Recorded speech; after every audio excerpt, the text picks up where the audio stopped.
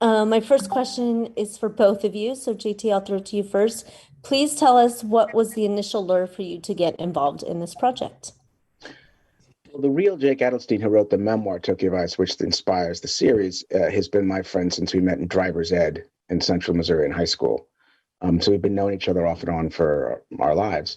And then a few years ago, he called me out of the blue after we hadn't spoken in a couple of years and asked me if I'd been getting threatening phone calls in Japanese on my phone. And I misunderstood and thought they were wrong numbers. And he was crushed when I told him that I was getting calls and said that he had learned, as a journalist, he'd learned the secret of the worst gangster in Tokyo.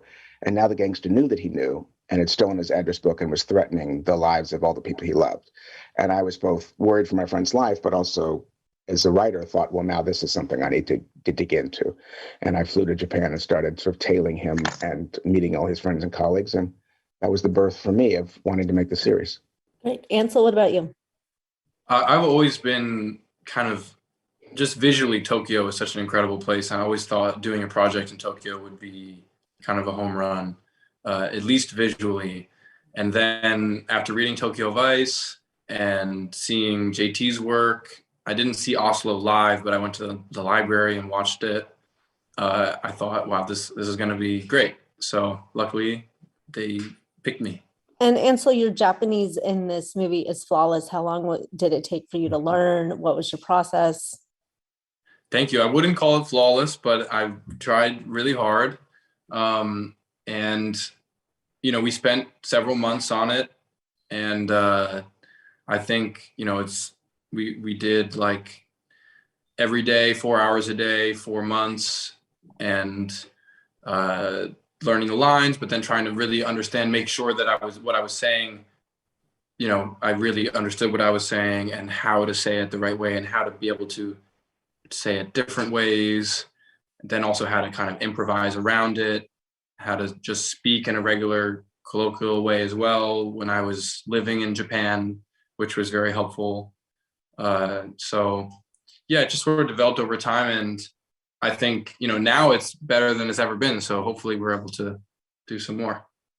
This movie or this project was originally designed to be a film and it has since transitioned to a series. What does the series format give you as storytellers that a film version wouldn't give you? So JT, will you answer first? I wrote, Ansel came on post the film version. Because as I've learned, unlike in the theater, it takes eons to get things actually made in Hollywood, which is fine.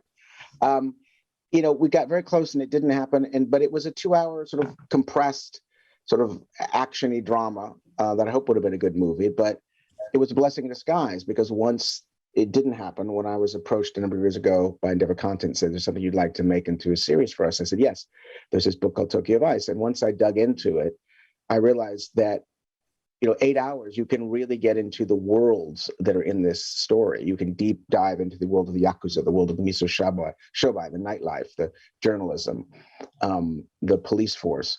And so just having the breadth and time allows us to make a much sort of deeper, almost novelistic story and get the audience, I hope, to care and really invest in all the major characters and their stories. Like I said before, just having the time to continue to kind of grow into the character. Anytime I make a movie, you sort of always afterwards are thinking, I could have done that way, or could have done that way, or now when you finish, you feel like you understand the character more than you ever have. So, with this, it was great. By the 8th episode, I really felt comfortable in Jake. But now, if we were able to do even more, I never kind of had this opportunity before. I guess, doing a stage production is kind of similar because over time you can start to really feel comfortable in the character. But it's cool. It's the first time I've ever done a TV show, something this long. So definitely that development was a new thing for me. Ansel, you talked a little bit about your immersion in the Japanese culture and learning the language, but what drew you to the role of Jake Adelstein, and how much more preparation did you do aside from learning Japanese?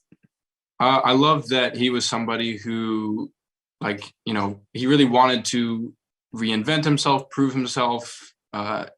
He also, as the story goes along, you get the sense that he really wants to do justice he understands the role of an investigative journalist, and that they're actually public servant, and that they're there to, you know, give the truth to people.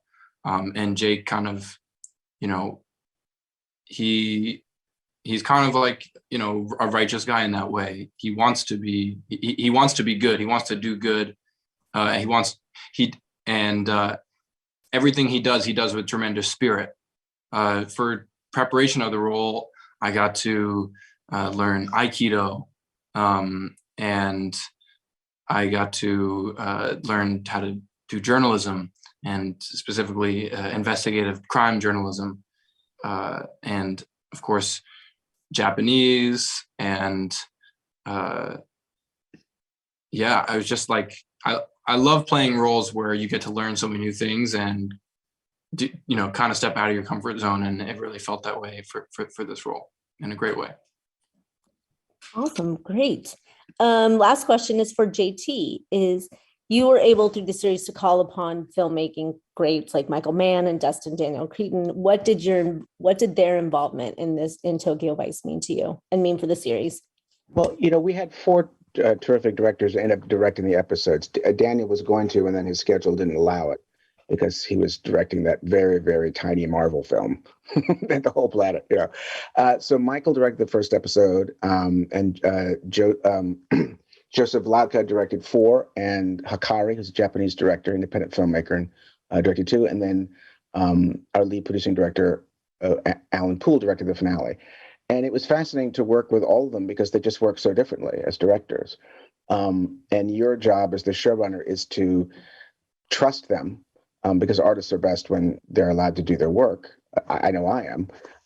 And then you see what you learn from them, but also sort of your job is to make sure that the pieces are connecting, that the template of the narrative is there in the way that you, similar with actors, like that's amazing. And, you know, sometimes I go to Ansel and say, oh, you know, that one line, can you make sure and say that one line? Only because in 5 episodes later, it resonates. Well, how can he, I mean, he's trying to, you know, there are days when Ansel's working with 3 different directors shooting out of order. He's not going to, you know, remember that. That's my job, you know, to be the sort of keeper of the narrative. But all of them, you know, they really, as I said, they work differently, but the sort of commitment to getting it right and working with a crew that we as the Westerners were really making a Japanese show.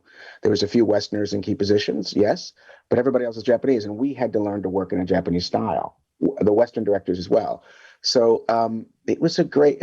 Off of what Ansel said, I mean, I love learning new stuff. That's why I do this, and so boy, did I learn a lot. It was fascinating. I think that's the best way to end it. So thank you so much. I thank you both on behalf of Hey You Guys. And ladies and gentlemen, you're watching Hey You Guys. Hey You Guys, huh? Hey, you guys. Is that from the Goonies? It is indeed, yes. Nice. Hey!